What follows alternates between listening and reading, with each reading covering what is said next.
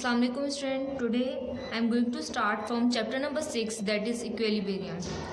आज हम chapter number 6 से स्टार्ट कर रहे हैं जिसका नाम क्या है इक्विलिब्रियम. Equilibrium means तवाज़ुन.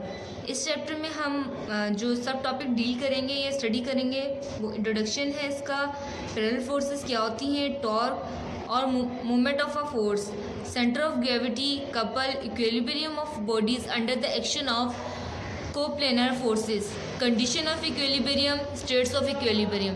ये तमाम सब टॉपिक हम इस चैप्टर में पढ़ेंगे. सही है. तो इक्विलिब्रियम का मतलब क्या होता है? तवाज़ुन. तवाज़ुन मीन्स अगर हमारी जो स्टेबिलिटी, अगर हम कहें तवाज़ुन को कि स्टेबिलिटी, हर बॉडी क्या होती है कि स्टेबिलिटी की जानिब जाती है, मतलब अपना इक्विलिब्रियम की जानिब, तवाज़ुन कायम करने की जानिब कायम करती है. ऐसे ही है हर बॉडी क्या चाहिए कि वो स्टेबिलिटी इख्तियार कर रहे हैं. ठीक है. A body that is either at rest or moving with the uniform speed in a straight line or rotating with the uniform speed is said to be equilibrium.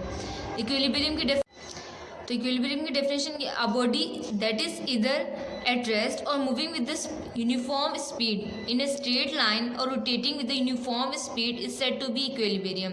कि एक बॉडी क्या है, चाहे वो रेस्ट की हालत में हो चाहे वो मूविंग हालत में हो, मतलब अगर रेस्ट की हालत में है वो मुसलसल रेस्ट की हालत में रहे, जो मूविंग हालत में है वो मुसलसल यूनिफॉर्मली क्या हो, मूविंग हालत में रहे. ऐसा ना हो कि अप एंड डाउन होता रहे, मतलब उसकी जो स्पीड है वो एकदम से इंक्रीज़ हो जाए एकदम से डिक्रीज़ हो जाए, ऐसा ना हो, मतलब यूनिफॉर्मली मूव करे. स्ट्रेट लाइन पर चाहे वो रोटेट कर रही हो, वो भी मतलब क्या हो, यूनिफॉर्मली रोटेट कर रही हो, चाहे यूनिफॉर्मली स्ट्रेट लाइन में मूव कर रही हो, तो वो बॉडी क्या कहलाएगी, इक्विलिब्रियम पोजीशन पे कहलाएगी. सही है. The study of forces acting on stationary bodies in equilibrium said to be statics.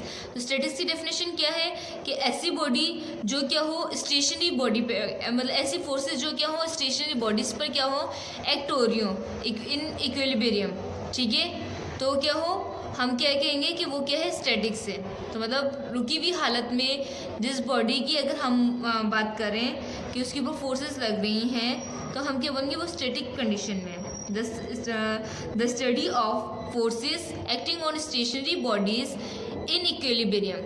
ठीक है. इक्विलिब्रियम में भी हो is said to be statics. ठीक है.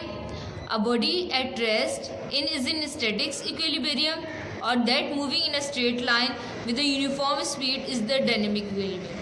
कि अगर वही बॉडी क्या हो यूनिफॉर्मली मूविंग हालत में हो, चलती हुई बॉडीज़ को हम क्या बोलेंगे, डायनेमिक इक्विलिब्रियम. रुकी हुई हालत में जो बॉडीज़ होंगी हो दोनों इक्विलिब्रियम कंडीशन में, तो हम क्या बोलेंगे, स्टैटिक.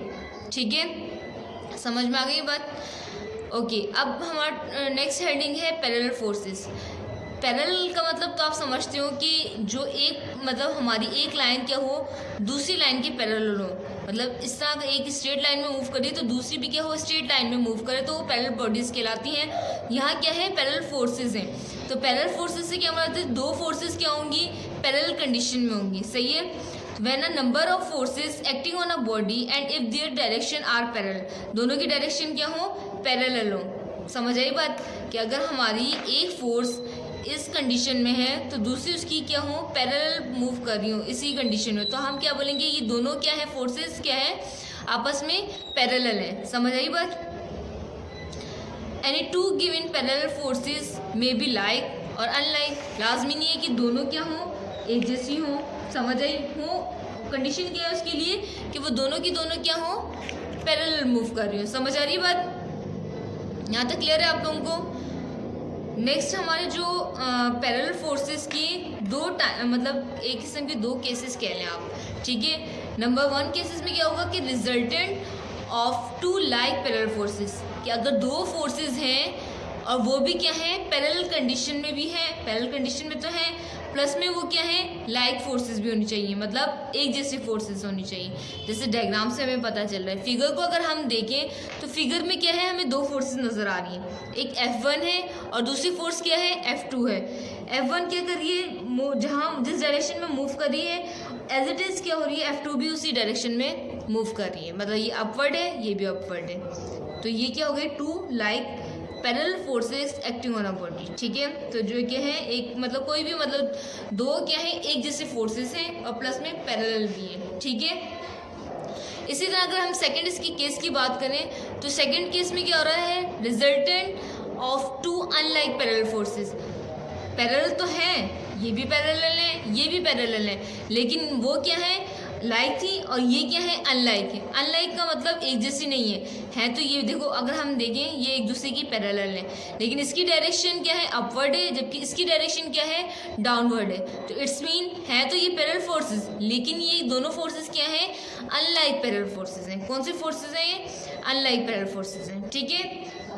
तो जब हम बात करें मतलब अगर हम बात करें कि लाइक पैरेलल फोर्सेस हों तो जो हमारा रिजल्टेंट होता है जिसको हम आर से शो करते हैं वो F1 + F2 होता है। समझ आ रही बात कि जो हमारा रिजल्टेंट फोर्स क्या होगी, दोनों फोर्सेस को अगर हम ऐड कर दें तो हमारी रिजल्टेंट फोर्स आ जाएगी, और जबकि रिजल्टेंट फोर्स भी क्या है, टू लाइक पैरेलल फोर्सेस है, मतलब दोनों एक ही डायरेक्शन में तो मूव है, प्लस में एक जैसी मतलब है, ठीक है।